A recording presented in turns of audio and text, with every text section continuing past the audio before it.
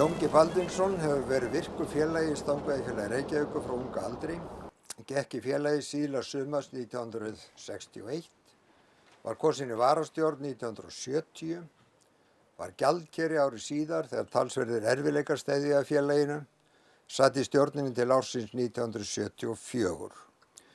Hann gegndi störfum í árnefndum Laxár í Kjós og Stórlaxar í Hreppum og svo Norðurár sem ætíð hefur verið hans eftirlæti.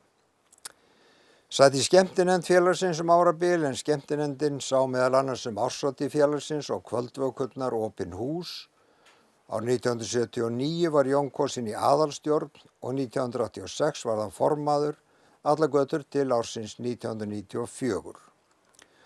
Norðurár skipar sérstakan sess í huga Jóns. Hann hefur reist sér bústað í landi Munaðarness þar sem hann dvelst löngum og þar tökum við hús á honum og innum hann eftir viðburðaríkri veiðiævi. Þú gekkst ungur í Stangaveiðifélagið. Hvað kom til?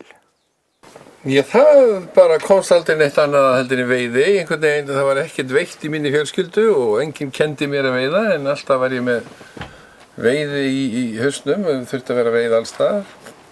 Hafðirðu tækifæri til þess? Já, það var nú ekki mikið tækifæri þegar maður var svona krakki en það var byrjað að leiða maður fann einhvers staðar vatn. Það var bara að kasta út einhverju færi og öngli. Og hvert sóttirðu? Já, náttúrulega þegar maður byrjaði, þá byrjaði maður náttúrulega í Elliðavatni eins og öll Reykjavíkur börn. Já. Og veiddi þar og hjólaði þangað upp til og tjaldaði, dvaldi þar í heilu helgarnar og tjölduðum og veiddum alveg hreint frá morgni og langt fram að nætur. Alveg frá 10-11 ára aldri og Þingvöll. Við tókum rútuna austur á Þingvöll. Já. Frá því ég var 11-12 ára. Gengum með allt okkar hafitask frá Hótel Valhöll út í víkina þarna, hvað heitir það? Vatnsvík. Vatnsvík, já. Þú segir við og með hverju veiddirðu? Já, þarna á þessum aldri þá veit ég aðalega með bræðurum tveim sem heitir Magnús og Páll Jóhannssynir og áttu heim í Álfheimunum sem ég var þá kominn. Og en svo á fermingu þá kynntist ég öðrum, jafnsjúkum veiðifélaga og hann heitir Edvard Ólafsson, rafvirkjameistari. Og við veiddum saman sem tvíburar væru, síamstvíburar næstu því. Allar götur? Allar götur, alveg fram undir þennan tíma. Já. Og þú segist að fengið fermingargjafir? Já, það hefði kvistast út að drengurinn væri heilsjúkur af þessari bakteríu sem krakki. Skildi enginn neitt á hverju. En það hefði þannig kvistast út að ég fekk 5 veiðistangir í fermingargjöf sem var nú ekki mjög algengt. Og var þetta kaststengur þá? Eða? Já, þetta voru kaststengur. Ég enda fekk eina flugustöng. Já. Og byrjaði strax að nota hana. Hvar? Á Þingvöllum. Já. Og veidduð þið sæmilega? Við veiddum oft vel á Þingvöllum. Við vorum náttúrulega bara krakkar í þessu en það kom mjög oft fyrir að við veiddum miklu meira heldur en við höfum þörf fyrir en við hættum nú aldrei þá. Nei. En hvað var flugan eða maðkurinn skeiðari? Það var nú aðalega fluga. Við veiddum satt að segja Þingvöllum eiginlega engang á flugu. Já. Með flugustöng? Nei, mikið með kaststöng og kúlum. Já. Flótholtum. Og ykkur var langað í rennandi vatn? Já, það var náttúrulega alltaf draumur að komast í rennandi vatn. Og við fórum alveg frá 1960-61 þar að kikka í það. Og þegar maður vann sér í fyrstu sumarpeningana svona í alvöru, þá var maður 16-17 ára gamall.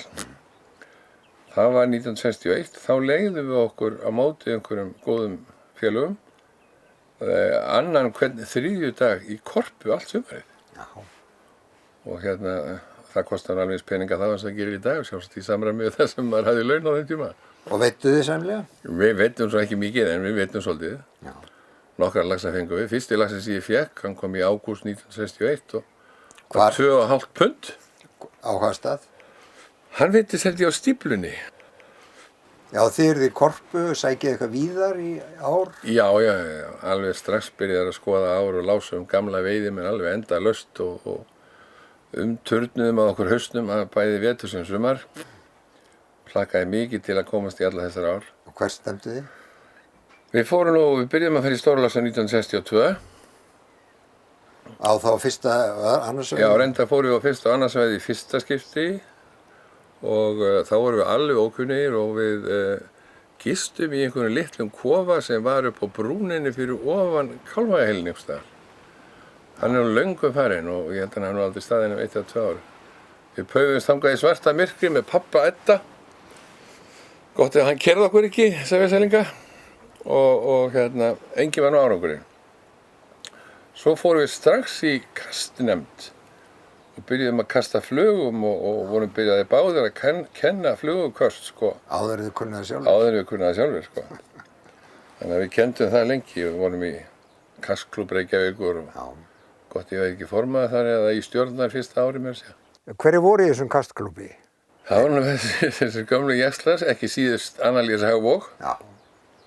Hann var nú mjög þekktur svona í þessum flugubransa, nýtti mikið af flugum, nýtti góða flugur. Og Halldór Erlendsson og Jón Erlendsson, bræðurnir, þeir voru svona fítónskrafturinn í þessu öllu saman. Já. Og þegar farið með flugu í Stórlagsöðu aftur? Já. Alltaf í flugum. Við reyndar byrjuðum fljótlega að veiða með spón í Stórlagsöðu líka, sko, fannst þetta nú dálítið hrollvekjandi mikið vatn. Þannig að það var nú farið að kasta spæni þar eitthvað líka. Áttu einhverja svona eftirlætishylji í Laxá? Ég hugsa að ég myndi nú segja, já, ég reyndar á það. Og það ekkert víst að það sé eftirlætishyljir allra. Eftirlætishyljur minn á Nestasvæðinni flattistrengur. Já. Mér finnst ógulega gaman að veiða flattastreng. Fallegt vatn. Fallegt vatn og fer vel með flugu. Já.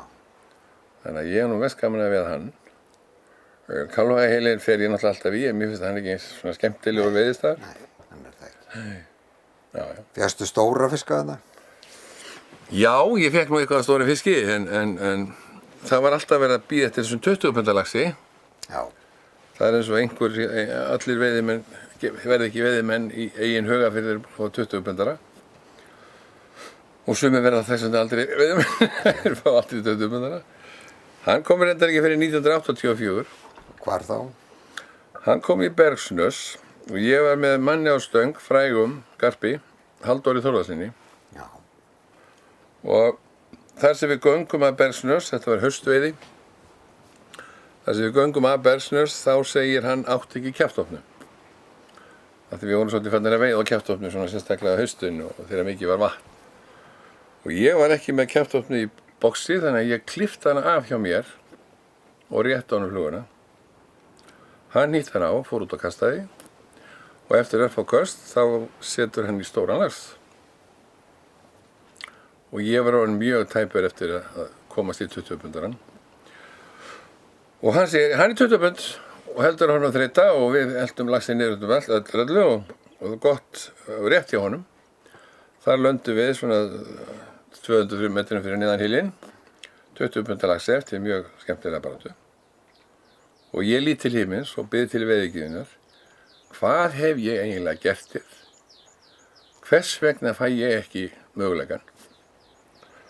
Og ég tek af honum kjaftofnuna og sett hann á stönginni hjá mér. Og ég elti gamla reynsluboltann, fer út nákvæmlega eins og hann, kasta nákvæmlega sama stað og hann.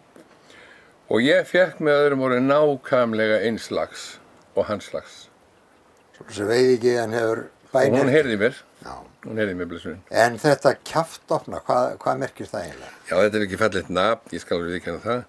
Hvernig er þetta tilkomið? Þetta kom nú til vegna þess að þessi fluga var eins og nýtt í eða fyrir opnun í Norðurá. Og það var bara þáverandi formaður félagsins, Ólafur G. Karlsson, búinn að fá lax þegar komið heim í hádegi. Og það var bara sagt að hann hefði einn lagið á því að opna kjafta, enda væri hann tannlæknir. Atvinnumaður í því. Og svo eftir hádegi þá kastaði ég þessari flugu og ég fæ á hana lax og þá eiginlega kom ekkert annað til greina heldur en hún gæti opna kjafta líka eins og hinn og þar með kom nafnið. Varstu nýbúinn að nýta hana eða hvað? Þá var ég bara nýbúinn að nýta hana og var eiginlega ekkert byrjaður að nota hana. Já, nei þetta er nafn sem hefur svona valdið spurningum. Já, það er eðlilegt. Meðal veiðimanna. Já, þetta þykir mér ekki fín. Svo fóruð þið Laxá í Kjós, var það ekki? Já. Við fórum þangað strax 1962 enda keyptum við okkur leyfi og þá var bugðaseld sér. Já. Stangaðafélagið var með Laxá í Kjós á þessu ári. Sem rennur úr Meðalfellsvatni. Sem rennur úr Meðalfellsvatni út í Laxá í Kjós. Og það var hægt að kaupa þar sér veiðileyfi í bugðu. Það var bara ein stöng. Ódýrari. Já, svolítið ódýrari og ungir menn náttúrulega voru ekki með mikil fjárráð. Við keyptum okkur þetta einu sinni í dag, ég held að þetta hefur örugglega verið 24. júní. Og við komum og djöfluðumst beint inn í hús og kikið í veiðibókina og það var 1 lax í veiðibókinni. Og við vorum nú ekki bjartsýnir á að við fengjum ekki því að það áum nú ekki með svona bestu skilyrði, það var eitthvað lítið vatn í henni og svona. En til þess að stytta nú söguna þá fengum við 3 laxa á þessum eina degi, alla flugu. Já, það er nú ekki margir veiðistæðir í Bugðu. 10, 11 og 13 pund, ég var ekki búinn að segja það. Já. Þannig að við vorum rímótnir Já. og við flettum upp bókinni aftur eftir júnímánuð. Já. Og þá sáum við að hefðu veiðst 5 laxar í júní í Bugðu. Já. Við vorum yfirgengilega mátnir að þessu. Ég trú því. Já. Og hvar fenguðu þessu laxa í Bugðu? Við fengum það ekki í þessum hefðbundna Hornhill. Nei. Við fengum það í litlum stað sem heitir Innbúi. Sem er hvar? Sem er líklega kílómetri fyrir neðan Hornhill. Já. Við löpum allt og skoðum allt. Eða við löpum ekki með ánum þá, við löpum bara með þeim. Sko. Já. Bakkaheilurinn þarna fyrir ofan brúna. Já, hann var ekki áreiðanlegur þarna á þessum tíma. Já, þeir voruð í ýmsu svona störfum fyrir félagið. Já, við náttúrulega heimtum að fá að gera eitthvað, komast í áranefndir. Og var það bara frekja til þess að fá að veiða? Já, bara frekja vegna þess að við vildum fá frítt veiðileyfi náttúrulega. Alveg sama hvenar eða hvað, bara við fengum við að veiða. Og var þetta svona hlundabúskapur eða hvað? Þetta var þess að hlundaútgerð. Og við lágum í þeim upp á skrifstofu, Guðna Þ. Guðmundssyni og þeim félögum. Og ég man að Guðni Þ. kom okkur í áranefnd í Laxá í Kjós. Já. Á Efrasvæði. Og það er líklega verið bara þarna 1963 eða eitthvað svoleiðis. Var fyrir ofan Þriðasvæði eða hvað? Já, það var fyrir ofan. Þess að þá var það miðsvæðið, og að kalla miðsvæðið. Þá vorum við með réttarhylinn og þarna alveg upp úr sko. Frá Östurstöðun. Þannig að það er svo langt sem ég kom í Laxá í Kjós að það er manuál eftir stöðunum. En Laxá í Kjós er falleg veiðivatn? Já, virkilega fallegt veiðivatn. Svo sem sagt misti Stangaveiði fyrir Reykjavíkur, Laxá í Kjós, fyrir vantarlega 25-30 árum síðan. Síðan hefur við ekkert langaði Laxá í Kjós. Nú, fleiri ár sem að vilt segja okkur frá? Á þessum árum? Já. Þetta var náttúrulega Stóra Laxá, Korpa, Elliðárnar, við fórum mikið í Elliðárnar. Og en alltaf dreymdi okkur þessa hérna. Norðurá í Borgarfirði. Við náttúrulega lásum veiðimenn eins og ég sagði þér áðan, alveg hreint spjaldan á milli og biðum allt eftir að komast í Norðurá. Það gerðist ekki fyrir inn í loka dögum sumarsins 1967. Þá komast í Norðurá og vorum yfirgengilega ánægðir með þetta og gaman og fengum 4 laxa hvor á loka dögum árinnar. Og hvar þá? Það var allt upp á dal, ég man að ég fekk fyrir ofan hraunbollana 2 eða 3 fiska á Blue Charm með 10 eða 8 og var í montinu því. Síðan hef ég aldrei séð fiska þess að enda örgrunnt vatn þarna fyrir ofan.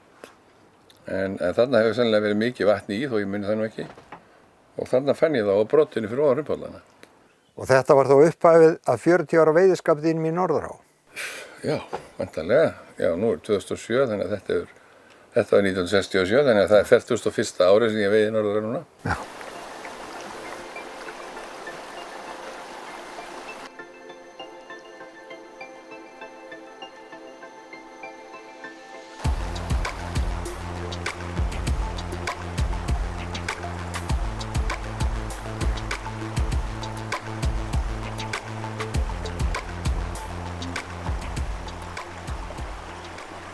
Og hún hefur ekki valdið vonbrigðum? Nei, hún hefur ekki gert það.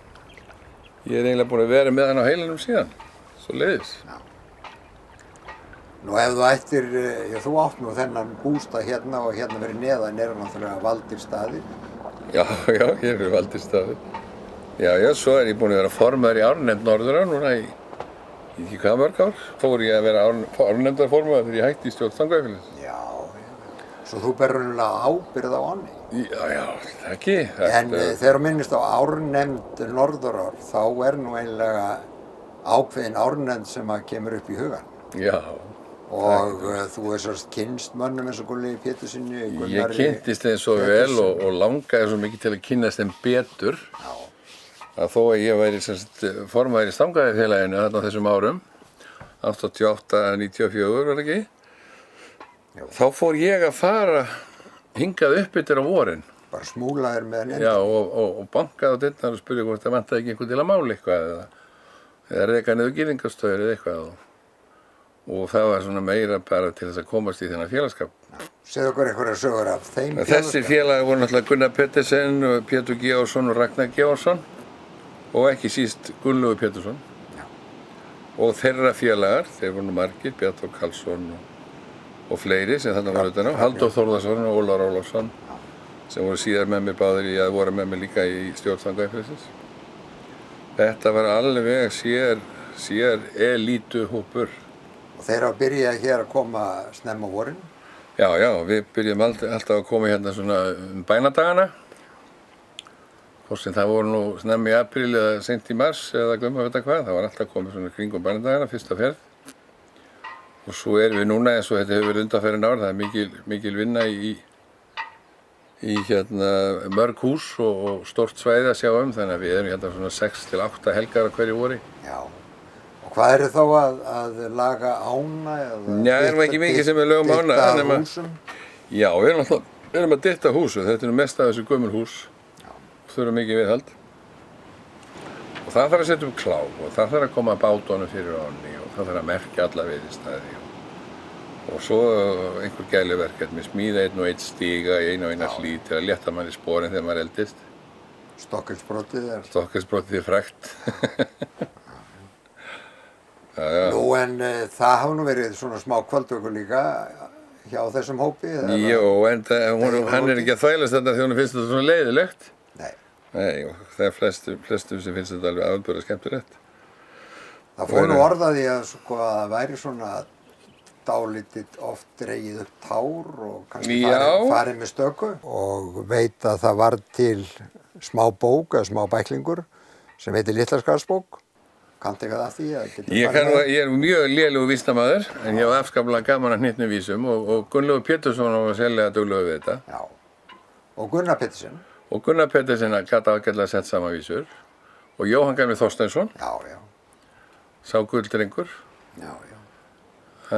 Hann gat líka sett saman vísur, hann hafði held ég meira fyrir því en þær voru svona hugljúfari og meira á náttúrulegum rómantískum nótum kannski held en hjá Gunnlaugi. En oft var nú svona glitt í gler í þessum vísum? Já, Gunnlaugi var nú sennilega duglegur það. Það er nú þarna ein vísa sem að... Já, ég skal lesa fyrir þig hérna hvernig þið skiptust á kveðjum. Já. Þegar að Gunnlaugur Pétursson var áttræður, þá svaraði Gunnar fyrir munnefndarinnar: Allir viljum óska þér, eftir samfylgd þekka, að þessa stund sem eftir þú eigi nóg að drekka. Og brjóstið birta einhver fylgdi nú með gjöfinni. Og þegar Gunnar dró sig í hlé, eftir 36 ára starfi á nefndinni, þá sendi hann félögum sínum gínflösku með þessari kveðju. Árum fjölgar ellin kemur, ekki létt að ráða þetta við. Eitt má gagnast öðru fremur, ein gin stöðvar tímans þunga niður. Og Gunnar sendi náttúrulega svar hæl. Ef að Gunnar hefur hætt og horfið gamla ljónið, getur ein gin ekki bætt okkur hinum tjónið. Já, þetta er snjallt. Þetta er snjallt. Þú er veitt með þessum mannum? Já. Voru þetta álíka miklu veiðimenn eins og þú voru kveðamenn? Já, það er náttúrulega, það fyrir alltaf meiri sögum að veiðimenn allra manna heldur en í ljós kemur þú kemur með þeim með bakkanum. Já. En þetta voru miklir náttúru unnendur og duglegir að veiða og veittu mikið og hafðu mjög gaman að og kunnu ýmislegt. Og það var mjög gaman að vera með þeim, bæði á Árbakkanum og í veiðihúsunum. Já. Segðu mér eitthvað af Jóhanni Þorsteinsyni. Jóhanni Þorsteinsyni, þessari elsku. Þetta var náttúrulega maður sem allir litu upp til í sambandi við flugveiði, bara almennt. Já, og hann nýtti flugur og bjó til flugur. Og nýtti alveg frábærlega flottar flugur.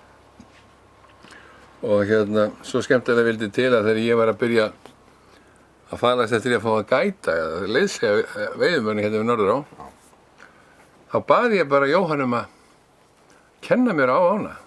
þannig að ég væri nú alveg fúlbið farinn.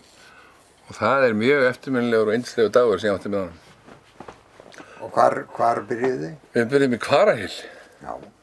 Hann hafði mikið áhuga fyrir að ég kennaði mig vel á Hvarahyl. Og það var alveg sérstaklega skemmtilegt. Og Jóhann var náttúrulega bara, hann var nú á þeim tíma þegar ég að kynast hann að hann var búinn að vera að veiða í mörg herrans ár. Þá var hann eiginlega hættur að veiða en þvældist mjög mikið með fólki en gat ekki drepið fisk. Nei. Hann fyrsti maður sem ég kynnist því að hann var búinn að veiða það mikið að hann gat ekki drepið fleiri fiska. Ég skildi þetta náttúrulega ekki á þeim árum. Hann hefur eiginlega byrjað að sleppa fiski. Já. Hvað segir þú þetta fyrirbæri að veiða og sleppa? Ég er mjög ánægður með það. Já. Mjög ánægður með það. Ekki síst núna á síðar árum þar sem að 2 ára laxinn er meira og minna hverf úr ánum. Það til hvers að drepa hennar fisk. Það er miklu ódýrari fiskur út í búð. Já, en er ekki alltaf bestur fiskurinn sem að veiði sjálfur? Nei, ekki 2 ára laxinn. Nei. Nú sé ég bara 2 ára fisk og ég bara get ekki hugsað mér að drepa hann. Það er ekki nú örfá kvikindi eftir í ánum og það verður bara að leyfa þeim að njóta vafan sem að þeir fá að tímga sig. En hver er skýringin? Tímgast. Skýringin er því miður ekki fundin en hvað heldur þú? Ég er alveg sannfærður það að loðnuveiðar eiga stóran þátt í þessu. Meinarðu að þeir taki seiðin eða þeir taki stóran? Já, bæði er hættan á því að þeir sé að drepa laxaseiðin þegar þeir eru að veiða loðnuna. Þeir taka ekkert eftir því þegar þeir eru með fleiri miljón fiska í nóttinni. Já, dæla bara upp. Og allt fyrir þetta beint í bræðsluna, það tekur enginn eftir 47.000 laxaseiði þar á meðal. Og svo hitt að það er náttúrulega verið að taka fæðuna frá stærri fiskunum. Hvað er ástand á öðrum fiskum? Er ekki alltaf verið að hafa áhyggjur öllu, allt sé að hverfa, þorskur og annað og ekki síst laxinn. Já. Ég er miklar að gera þessu. Ég held að þetta sé algjör tímaskekkja og rugl að vera að veiða loðnu. Þú er að fyrirgefa. Já, þú segir það. Þú ættir að segja útgerðarmannum það. Já, ég get alveg sagt það. En hérna sko, það er þetta að takmarka veiði líka á annan háttaldur en að sleppa fiskunum. Það má setja kvóta, það má stytta veiðitíman og... Já. Það er nú ýmislegt gert í því í flestum ám, sko, orðið. En segðu okkur frá stjórnarárinu þínum í Stangaveiðifélaginu og hvaða mál voru þá helst á dagskrá? Þetta er náttúrulega eilíðar málin sko í þessari veiðimennsku, þessum stjórnarmennsku í Stangaveiðifélaginu er náttúrulega að leigja ár og eiga nóg framboð að veiðileyfum fyrir félagana. Í þetta fer náttúrulega hitinn og bróðurparturinn af starfinu að vera formaður í Stangaveiðifélaginu eða vera í stjórn Stangaveiðifélagsins. Að útvega veiðisveiði. Að útvega veiðisveiði. Og það er alltaf meira og meiri þörf, það er alltaf fleiri og fleiri sem sækja. Já, alltaf vilja fleiri og fleiri koma í Stangaveiðifélagið Reykjavíkur og nú eru félagarnir orðnir á 4.000. Þannig að eitthvað verður að skaffa þeim að veiðilöfum, það er ekki hægt annað. Nú hefur félagið sko keypt upp net, var það eitthvað á döfinni á þínum tíma? Já, við fór svolítið púður í það hjá okkur. Það er nú eiginlega þannig að svona það eftirminnilegasta og skemmtilegasta sem að ég man frá þessum stjórnarárum. Það var þegar við vorum að ráðast á þessar elskur hérna niður í Hvítá, að reyna að ná upp netunum hérna niður hjá þessum sem við köllum netakallana hérna niður frá. Þorkeli og þeim? Þorkeli mínum og félagum. Það sem að hérna við gerum þá, við rukum af stað, fengum náttúrulega einhverja hvatningu og rukum af stað, ég og Friðrik Þorgeir Stefánsson sem þá var varaformaður hjá mér. Og við ókum hér bil á hvern bæ þarna niður frá. Átum kleinur og drukkum kaffi, svoleiðis að við höfum ekki getað snert kleinur síðan. Það er sterkar maga. Það er sterkar maga og sterk bein. Og við buðum mönnum peninga. Við buðum þeim 500 krónur, ef ég man rétt, fyrir kílóið af laxinum, óveiddum. Og miðað við þessum viðstæði undanförnum. Já, miðað það sem þeir höfðu veitt undanfærin 5 árið, einhverja álíka. Og gefið upp. Já, og gefið upp. Þetta var alveg óskaplega skemmtilegt. Og hvernig tókum við þessu? Nú sumir tóku þessu nú bara vel, menn sem ekkert voru með brjálæðislega veiðidellu, en sumir af þessum köllum voru með svo mikla veiðidellu að þeir titruðu þegar ég fór að tala við þá. Það er svo netamennir. Netamennir, þeir voru bara með veiðidellu. Það er bara ákveðin aðferð sem við verðum að virða. Já, það er nefnilega málið sko. Við lítum ekki þannig á áður en við lögðum að staði þetta ferðalag við Friðrik að þetta væri veiðimenn. Nei. Við héldum að þetta væri útgerðar atvinnumenn. En þegar við hittum þá voru þetta ungir hressir menn með stelta vöða og stelta maga. Gífurlega þekkingu á. Gífurlega þekkingu á lífríkinu, Já. og göngunum og öllu. Þekktu þetta allt. Og voru með alveg króníska viðtölu. Svo það er ekkert að undra þó að þeir hafi ekki gefið þetta eftir alveg eins og sko. Nei, það var alltaf ekki skrítið og en bara leiðum við settumst niður með þessu fólki, þá ríkti skilningur. Já. Það ríkti skilningur á milli og það var það sem var mjög skemmtilegt og við teljum okkur og erum að reyna að hrósa okkur á því svona í ellinni að við höfum komið þessu af stað að netin voru tekin upp. En hvernig er standamálið núna? Er eftirsjá hjá þessum mönnum sem að... Það ég vissum að það Já. Þeir mega nú veiða sílung í net, Já. með minnir eftir 20. ágúst á haustinn og eitthvað á vorinu og margir þeirra, sérstaklega Þorkellurinn minn í Ferrikoti, hann nú duglegur við að leggja. Og það fólk, fjallstæðs fólki, þetta er náttúrulega miklu veiði hundar. Þetta er náttúrulega bara veiði menn, margar kynslóðir. Veiði menn margar kynslóðir. Þannig að þetta var alveg óskaplega gaman, Og er það ekki þessi netupptaka sem hefur skilað þá sínu í Norðurá? Ég veit bara ekki hvernig þetta væri í dag, Gylfi minn, ef við hefðum ekki náð þessum netum upp. Hvað væri þá að gerast í þessum blessuðu sprænum hérna? Það er bara málið. Þú varst líka formaður Landssambandsstangveiðifélaga Já, á sínum tíma. Ég var það í einhver 2-3 ár, 3 ár held ég. Og það var nú kannski á þeim tíma þegar að stangveiðifélögin svona átti í vök að verjast gagnvart stórum fyrirtækjum sem að vildu yfirtaka laxveiði markaðinn. Já, það var það. Hvernig horfir þetta við þér núna þegar þú lítur tilbaka? Ég er ánægðastur með það eftir mitt starf í Landssambandinu að hreint og beint að hafa haldið Landssambandinu saman. Því að því miður var það þannig að félögin þau voru að flosna úr Landssambandinu. Og bítast innbyrðis. Þau voru að bítast svolítið innbyrðis og þau vildu bara hætta að styrkja eða hafa landssamband yfirleitt. Já, bara hætta í samtökunum. Já, þannig að það ég man eftir 2-3 fundu þess að reyndi svolítið á kallin í því að reyna að halda þessu saman og það sem betur við tókst og landssambandin er ennþá til.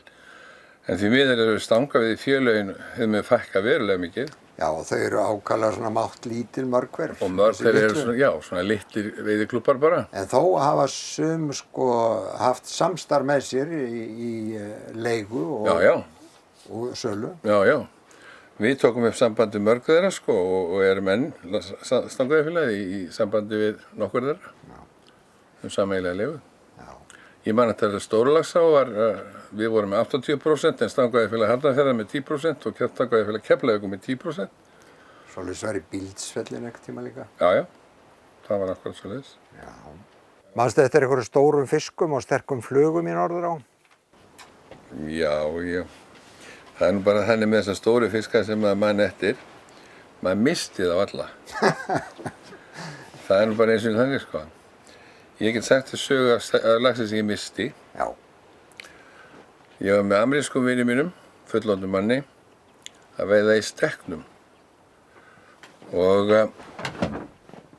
rétt fyrir klukkan 1 þá set ég í lax á speglinu sem nú er stundu kallað, er bara breiðan fyrir framann húsi hjá Mansa og þeim. Já.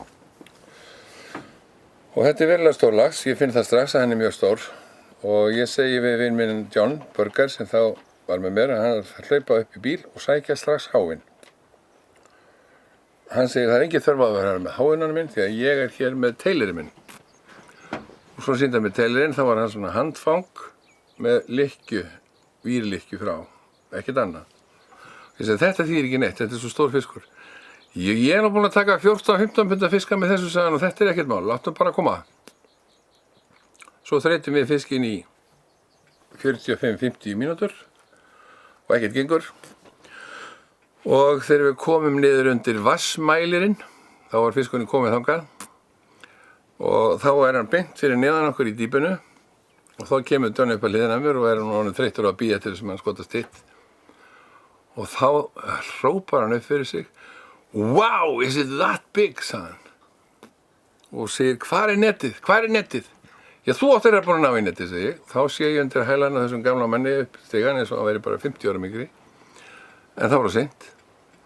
Laxinn var tekinn á túpu og þríkrók og ég sá 2 þríkrókana út úr honum og þegar sem að ég að bíða eftir honum og held svona stönginni þá snýr hann sér og vefur línunni utan í sig og svo rennur hann aftur af og línan tekur svona hárfínt fluguna úr honum.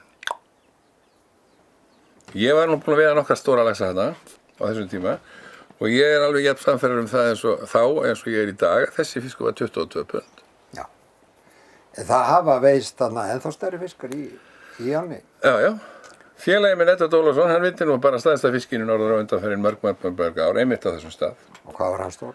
Það var 7. júní og laxinn var 22,5 pund. En það eru sögur af ennþá stærri laxum. Í norður á, já, sem betur fer, þá var þetta ekki allt svona tittir. 36 ensk pund. Já, 36 ensk pund, það ekki eitthvað 33-4 íslensk pund? Rúmlega 30 pund, já. Já, ekki það. Þann sá fiskur var veiddur af Kapteinn Aspinall og sagan segir að hann hefði fest svo rætur og tryggð við ána að hann sé hér enn. Við Myrkil. Við Myrkil mest. Margir hafa séð hann þar reyndar. Já. Með honum var Þórarinn Sveinsson, læknir, sem svona hlaupadrengur. Ífærusveinn. Já, ífærusveinn. Og hann setur í laxinn að austanverðu, ekki sko húsmegin, heldur að austanverðu í Myrkil. Það setur í laxinn og var mjög náttúrulega á þeim, eins og á þeim tíma, þetta var nú 1930 og guð maður veit hvað, 5-6 eitthvað. Á sína stóru 16 feta stöng og sem betur fer var nú sterkt undir og allt í lagi. En laxinn var sterkur og þungur fyrir. Og það erfitt að fylgja honum eftir þegar þú ert á Austuverið því að það standbergi bara fyrir fram að því. Þá var ífærustríkurinn látinn leggja frá sér ífæruna og taka stöngina og sagan segir að hann hafi farið 3 ferðir eftir klettinum niður eitthvað einst í klettum bara í berginu eins og apaköttur og alveg niður á endanum á Myrkil og rétt fyrir á Myrkils rennur. Þar sneri laxinn við í 3 gang eftir 3 ferðir þarna niður til. Og eftir einhverja 2 klukkutíma að guð maður veit hvað, þá tókst hann loks að landa þessu fiski. Og hvar landaði hann þá? Og þá landaði hann uppi það sem hann tók. Já. Það enda hvergi annars þar hægt að landa. Já. Nú, þú hefur skrifað hjá þér. Ýmislegt það sem þú veit. Já, maður eiginlega byrjaði að stressa þegi. Enginn veit ekki hvaða guðslukka var yfir manni að byrja að nótera strax hjá sér. En ég hef eiginlega skrifað hjá mér allt í sambandi við mína veiði og mínar ferðir, alveg frá upphafi. Þetta nú orðnar 4 skruddur. Já. Þetta eru gífurlegar heimildir. Hefurðu gert þig grein fyrir? Þetta er alltaf bara heimildir mig sjálfan. Já, er það eitthvað svo merkilegt? Þú ert nú hluti af tilverunni. Ég er reyndar hluti af tilverunni, já. Okkur þætti fróðlegt að fá að heyra hvaða staði þú myndir nefna svona sem 10 höfuðhylji norðurár. Að við byrjum bara upp á heiði ef að svo vil vera. Það er náttúrulega núna á seinni árum þá maður farin að veiða mikið með portlandsbræði og hitsi og strippi og hvað þetta heitir allt saman. Og á dalnum, ef við byrjum bara við Króksbrú og þar í kring, þá náttúrulega neðri ferjuhylur, hann var alltaf mjög skemmtilegur og einn af mínum uppáhaldsstöðum þar. Þar var djúpur pollur undir kletthorni og lygna fyrir neðan. Og mjög gott að strippa og þar náði maður árangri með það. Svo maður djöflaðist þar alveg eins og brjálæðingur á línunni. Þannig að laxinn tók og hann tekur alltaf yfir borðinu og mjög skemmtilegt. Það var mjög skemmtilega stundir. Nú svo þegar við færum okkur neðar þá erum við náttúrulega komin í Torfafitt, þann fræga stað sem var.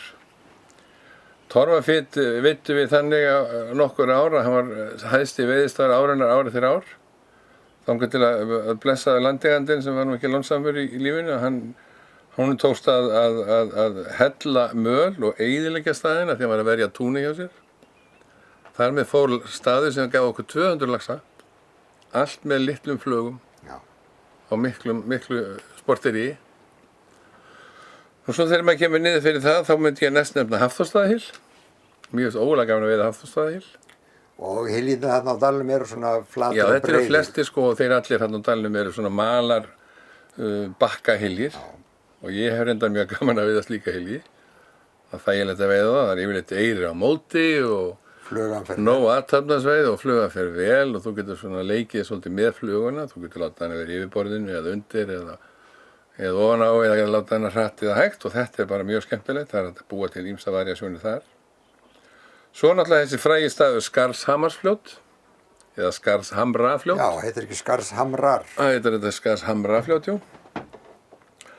Þar man ég sérstaklega eftir í gamla daga, sko. Alveg ótrúlega skemmtilegri veiði. Þá lá lax niður með öllum bakkanum á svona 200 metra kafla og mikið af stærri fiski heldur en í dag. Af því að þar beið hann, og ég held að sé nú þannig ennþá með eitthvað af honum, hann bíður eftir að komast upp í Bjarnadalsá til að hrygna og þarna hafði hann sumarsetu og var hægt að vera að leika sér hérna í stórlaxi allt sumarið. Já, og þá áttu við þarna hjá Dalsmynni. Bjarnadalsá sem kemur honum Dalsmynni. Já, Bjarnadalsá sem kemur þar út. Og hún var yfirleitt mjög vatnslítil allt sumarið þannig að laxinn fór ekkert upp í hana fyrir hann að komi haustflóð sem við kalluðum, sko. Það er ekkert veitt þar? Já, það var nú eitthvað veitt þar áður fyrir en nú er Bjarnadalsá að ég held komin undir veiðifélag Norðurár. Hún var það ekki og nú er ekkert veitt þar. Hún er bara notuð sem uppeldisstöð. Já, já. Svo Sandalsá og Mjóadalsá og Hvassá og Hellisá. Þetta er allt saman bara uppeldisstöðar. Og við erum komin í Skarðshamrafljót. Svo er staður sem er komin í endurlífgun lífdaga sinna, hann heitir Kerlingarhólmi. Hann er búinn að vera með betri veiðistöðum á dalnum undanfarin 3-4 ár, svoleiðis. Og þar hjálpaði bara áin, hún bara gróf frá fyrirstöði sem var búið að setja til að verja tún. Og þar er búið að vera alveg fullt af fiski undanfarin ár, mjög góði veiðistöður og gjöfull. Svoleiðis að laxahylginni kannski gefa meira heldur en túnblæðlarnir. Já, ég heldum að þegar, já, það ætti nú að gera það, sko. Það er allt kemur til hans. Nú svo eru náttúrulega glitstaðabrýrnar, ég hef nú aldrei mjög gaman að veiða þær, þar menn hanga nú mikið þar. En hraunbollarnir eru einn af mínu uppáhaldsstöðum. Þar eru miklir möguleikar og sérlega gaman að fara með flugu þegar hérna ságallin er að því. Það þarf að vera svolítið nettur á því. Það er mikið af svona pollum og pittum sem þarf að láta fluguna fara rétt í gegnum til þess að gefa von. Og mér finnst það alveg óskaplega gaman. Veiðir þið bara eingöngu á flugorðið? Já, það má segja það, ekki veið eingöngu á flugu. Ef ég einhvern tímann ger eitthvað annað þá kasta ég einstaka sinnum spón á haustinu þar sem það má. En ég er alveg hættur eiginlega að nota það. Já, svo kemur... Já, við erum konið í hraunbolla. Svo erum við konið niður undir, Svartagilstrengur er alltaf sérstakur. Og svo er staður sem heitir Thoroddsenstrengur. Eftir hvað Thoroddsen?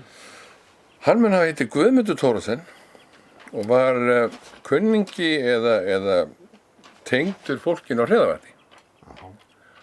Og hann veiddi í þessum streng þangað til að hafa búinn að fá hans eigin nafn og kallaði Thoroddsenstrengur. Veiddi eiginlega eingöngu þannig. Þetta er strengur sem liggur fyrir neðan Kletthólmann sem er rétt fyrir ofan Glanna. Þetta er bara fyrsti veiðistæði fyrir ofan Glanna. Nú svo þegar maður kemur niður fyrir Glanna þá taka hann aldeilis við perlurnar. Hann er Berghylsbrot og Réttarhylsbrot og Kýrgrófarhylsbrot og veiðileikakvörn. Þetta eru alveg uppáhaldsstaðir allt saman. Sérstaklega veiðileikakvörnin. Ég er nú búinn að vera heppið þar og Já, að hvaða leit er hún öðruvísi heldur en hérna? Já, hún er bara fyrir mig. Sko, mínir laxar eru alltaf hinum megin í ánum, Gylfi. Já. Ég hef ekkert gaman að veiða, sko, að við bakkan hjá mér. Ég þarf helst að geta kasta svolítið. Og hef gaman að kasta og mínir laxar eru alltaf hinum megin. Þeir eru merkt í mér, allir sem verður við hinn bakkan. Já, þú rekur það bara yfir. Ég rekur það bara yfir til þess að geta að fara að eiga við þá. Og ég veið ekki hvernig ég hátta þannig til, eða hefur háttað fram að þessu, að það er svona brot að austanverðu sem þarf að veiða með löngum kostum og ég hef afskaplega gaman að veiða það. Mjög gaman að veiða það. Svo koma þrengslin fyrir neðan það sem við stundum að kalla paradísavatnið. Það er náttúrulega ekkert annað en bara pollunni fyrir fram paradísalautina. Þrengslin eru mjög skemmtileg, sérstaklega neðri parturinn af þeim. Og svo kemur náttúrulega á þetta dýrðarinnar paradísarplan sem er Eyrin og allir þeir staðir fyrir neðan Laxfoss. Það gerist nú ekki mikið flottari í heiminum, heldur en það. En er þetta frekt mótíf hjá mörgum ljósmyndurum? Já, það hefur enginn getað látið þetta í friði. Þetta er orðið hversmanns eign. Hvað það er þá Laxfoss og það er Brotið og það er Eyrin? Já, það er náttúrulega miklu meira. Þegar maður er búinn að kynnast þessu vel, þá er náttúrulega krosshóla alveg hengt kapítölu út á fyrir sig. Mjög gaman að veiða krosshólu, sérstaklega með portlandsbræði og hitsi. Og Eyrin er náttúrulega alveg ótrúlega flottur veiðistæður frá náttúrunni hendi og hefur alltaf verið, alltaf bara næstum á hverju ári hæsti veiðistæður í Norður. Já, gjöfull, sérstaklega gjöfull. Já, sérstaklega gjöfull staður. Nú svo eru þetta Konungsstrengur og Drottningarhylur og Brotið og Bryggjurnar. Og Bryggjurnar, það er fyrir neðan alltaf. Bryggjurnar finnst mér alltaf sérlega gaman að veiða. En mér finnst mest gaman að veiða með félagi minn Ólafur Hauk Ólafssyni. Hvað gerir það svona skemmtilegt? Já, bara því að hann hefur svo óbóðslega gaman að veiða bryggjurnar. Ég hef bara jafn mikið gaman að horfa á hann veiða þar eins og að veiða það sjálfur. Nú svo náttúrulega koma þessi frægi staður eins og Myrkhylurinn. Þetta er náttúrulega frægasti staðurinn í hvað stórlagsverðar, því að stóri laxinn kom þar. En þá niður er náttúrulega Myrkhylsrennur. Já. Það er náttúrulega minn uppáhaldsvorstaður. Mér finnst mest gaman að veiða Myrkhylsrennurnar á öllum veiðistöðum á vori. Von á stórum fiski. Von á stórum fiski og kastaðarinn fær að njóta sín. Það er að spenna sig yfir hinn bakkann. Og svo náttúrulega er þarna frægir staðir fyrir neðan, Stokkelsbrot náttúrulega sérstaklega.